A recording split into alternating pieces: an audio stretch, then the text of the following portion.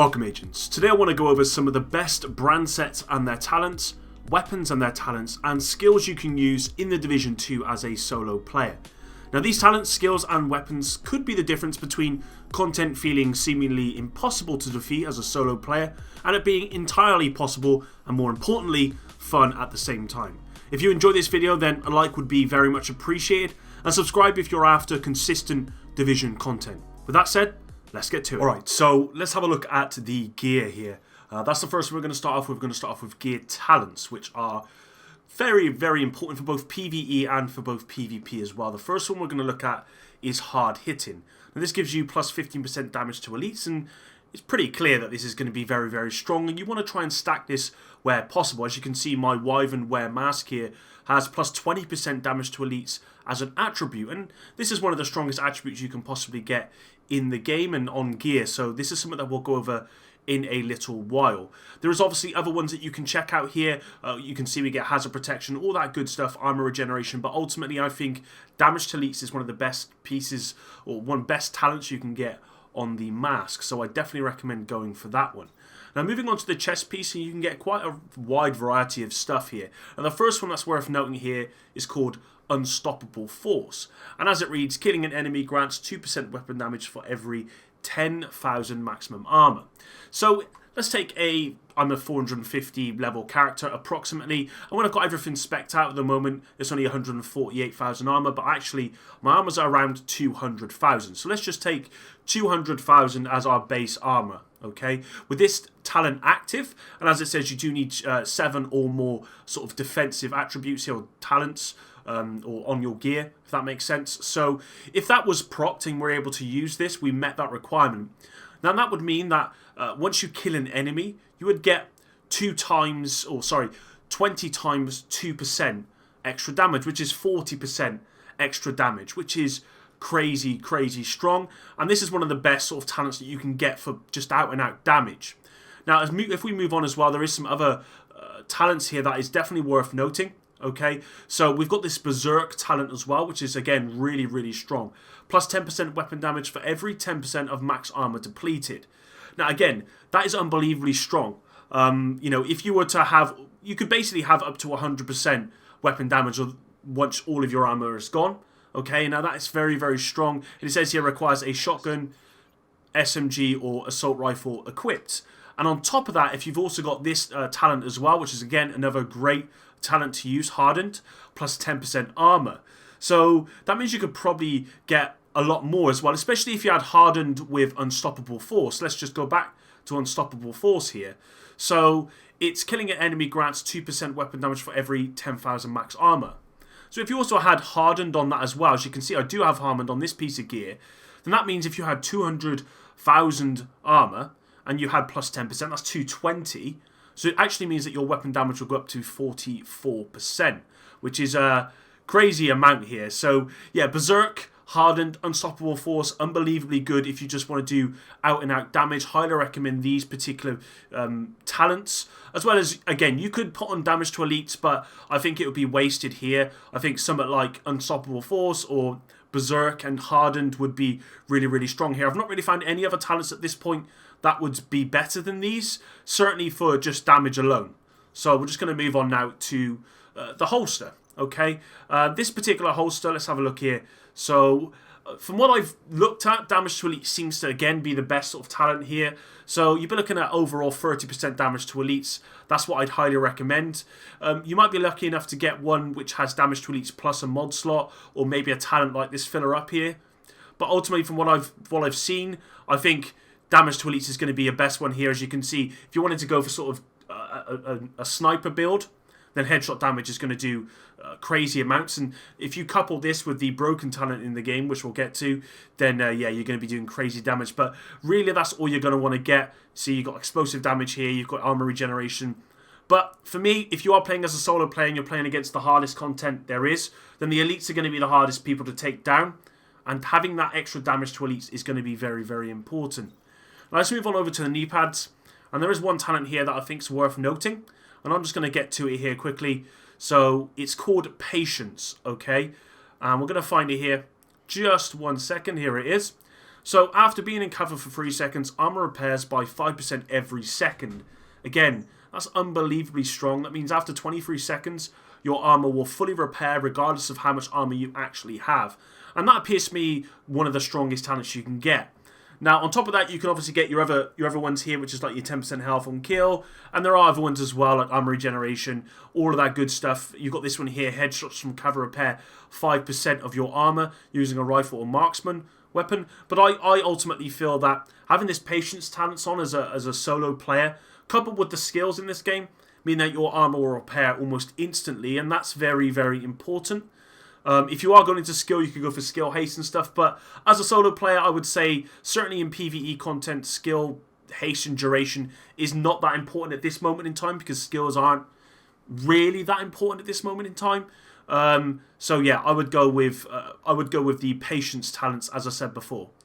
So moving on to the gloves here, and let's have a quick look here, so what we can get. What I've found so far is crit damage is good. And this talent here, Obliterate, is really good. Depleting an enemy's armor grants plus 25% critical hit damage for 5 seconds. But to be honest, I've not found a whole lot when it comes to gloves that's really that strong at the moment. I think you might be able to get stuff like Patience and stuff like Hard Hitting and Harden. That sort of stuff I think you might be able to get on gloves. So really anything that's going to add damage or anything that's going to add any sort of sustainability in regards to damage as well as armor or anything that's going to keep you alive is going to be important on your gloves. And then moving on to the backpack here, again, I think that I found that Hardened is still one of the strongest ones you can find. There are other things here like these ones which help towards your cooldowns, but ultimately I found that just having Hardened is really strong. And something like this backpack would be my recommendation, where you've got that plus 10% armor, plus 15% damage to elites. You're looking at 45% damage to elites there, plus you're going to have an extra 10% armor on top of the 10% armor you've probably already got. And what I've been looking at here is Hardened on most gear, so you're looking at sort of 30%, 40% armor. And that means if you do run that Unstoppable Force perk, then you're going to be getting 2% weapon damage for every 10,000 max armor. If your max armor is 280k, then work that out. You know, you're looking at over 50%, up towards 60% extra weapon damage when that's proccing. And that's crazy. That's a crazy amount of damage. So, on top of that, let's have a look at the attributes, okay? So, as you'll see here, there's some of the gear comes with plenty of attributes. Stuff that has a lot of attributes generally don't have as much mod slots or have lower sort of base armor. But the best attributes that I've been able to find are bonus armor. You want damage to elites, which is a strong one. And I'll just find one here. So I think we got damage to elites here, plus 14% on that one, plus 20% here. So that's a really strong attribute.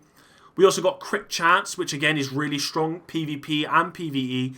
Crit hit damage, again, strong for both. We got weapon damage as well, which again is really strong. There's also headshot damage, which is really, really strong as well. Something like this piece of backpack here is unbelievably strong. It's got bonus armor, weapon damage, crit hit damage, and crit hit chance. Really strong for both PvE and for PvP, which is again really, really important. And then if you want to get rifle damage as well, somewhere that will be really good because I believe that is for both assault rifles and for I think it works for assault rifles.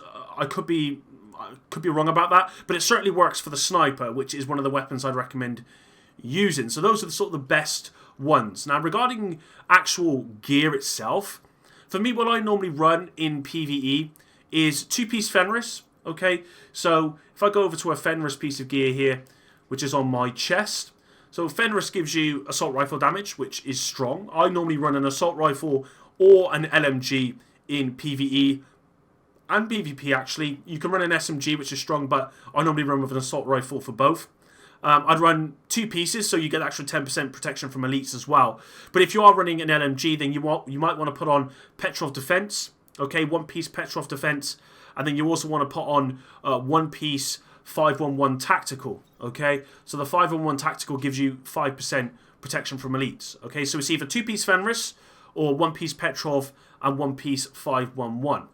Alright, and then you want to get a 1-piece Gilla or Gilla, I'm not totally sure how to say it, giving that plus 5% total armor.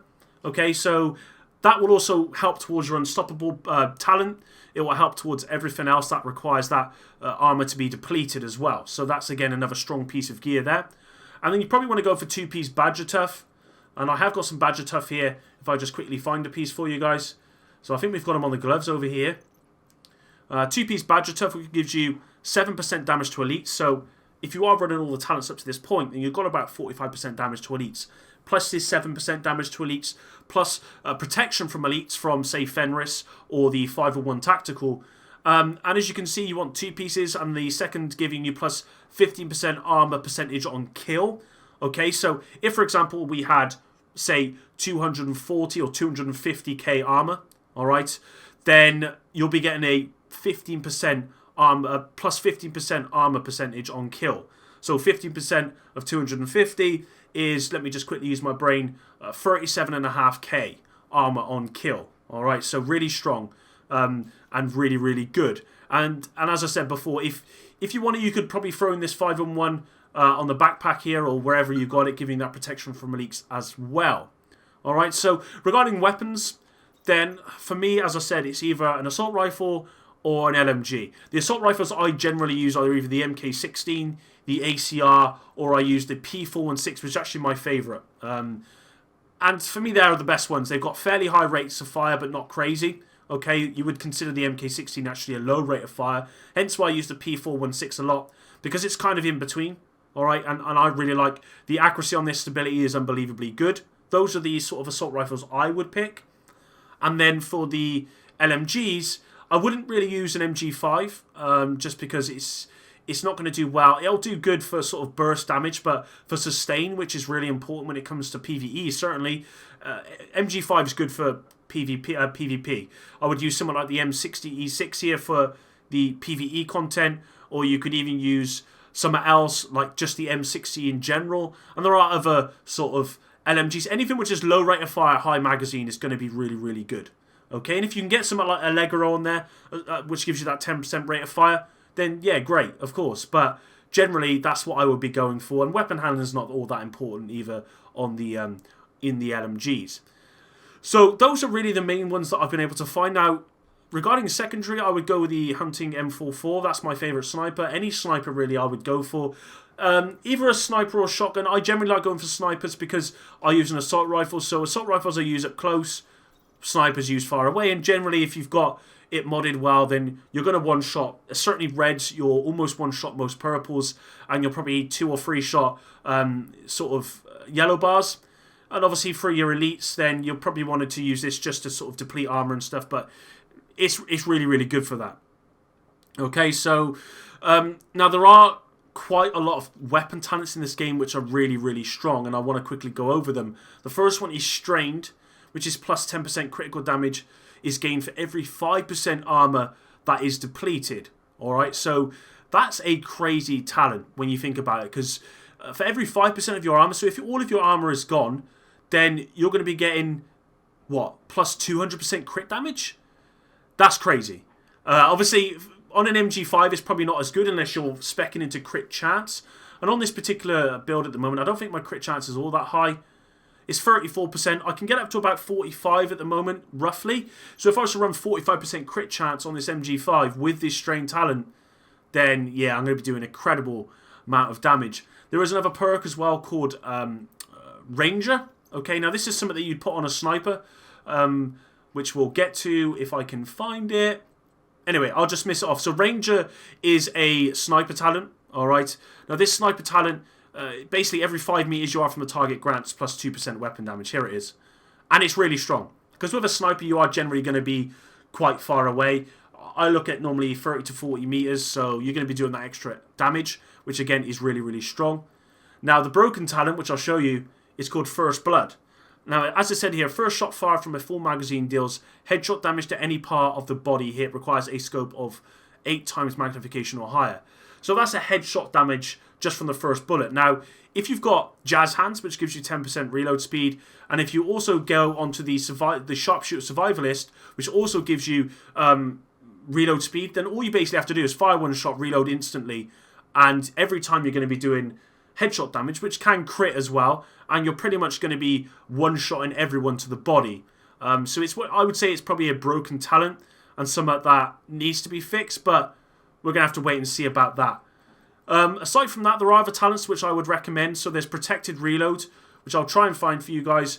Protected Reload is while equipped, this weapon grants plus 10% armor while reloading.